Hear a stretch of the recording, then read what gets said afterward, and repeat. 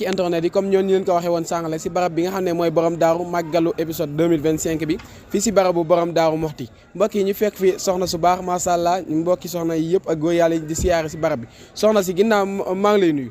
maa ngi lay fay. naka coono yi. sant yàlla bu baax. baa yaa ngi si jàmm. sant yàlla. noo tudd. soxna bi tey. soxna bi tey. soxna bi tey lan moo waral sa siyaar fii nga xam ne mooy barabu borom daaru. borom daaru daa baax lool. di mu am sëñ Tuubaa topp ba may ko mooy rakkam ñu bokk benn baay. waaye daa ko bokk baay gi teg ko nee. doon ab taalibe doon miru saadix. sama sëriñ sama borom kër. sëriñ ma nga ne sëñ Amsatu Mbàkke. kii mooy sëñ Bass Anta Ñang. sëñ Bass Anta Ñang moo nekk suñu ginnaaw moo nekk fii suñu ginnaaw moo neloo barki démb rek. moog sëñ Amsa nag benn lan woon. moom mi moo neloo barki démb subaa jàmm la ñaan gi di àjjuma. ndeysaan dana na ko yàlla fayal. amiin barke ci barkeem. amiin lépp lu mu liggéeyal borom daal yar nañu ci jot.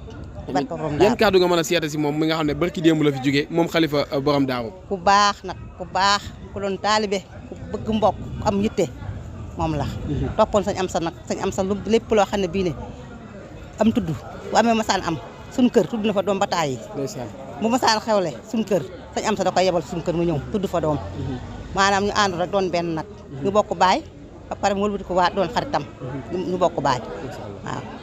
macha allah moo wëlbati waa doon ab xaritam. moom ndax yan jeexantal la def dëkk bi nga xam ne jógee na fi fan yii nii yan jeexantal nga gis si dëkk bi xam ne moom manqué na fi lool. yu bari sax nag ñëpp a ko jooy. ñëpp a ko jooy ñëpp a ko ñaanal ñëpp a ko sant. ko ba léegi si moom dégg ci baram ba ak a baax rek ngay dégg. ku ñëw ne sëñ Bass ak a baax.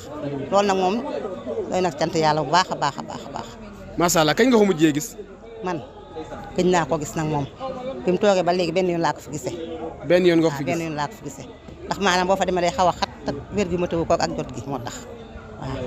ndeysaan yan kàddu ngay dénk ñi nga xam ne ñooy siyaare fii nga xam ne mooy barab bi. xanaa ku ñëw na nga ànd ak yar ak i teggin te sant ko te gërëm ko te ñaanal ko. fa mu jëm nga ne ko fi mu jógee borom daa lu mu liggéeyal borom daaru lépp mu jot ci ak mboolum jullit. ku baax la ku bëgg mbokk ku am yitte. ku jëloon njuréem gépp jëne ko taalibe. waaw sëñ maam Thierno nooy baayam waaye daa jëloon teg fee baay ga.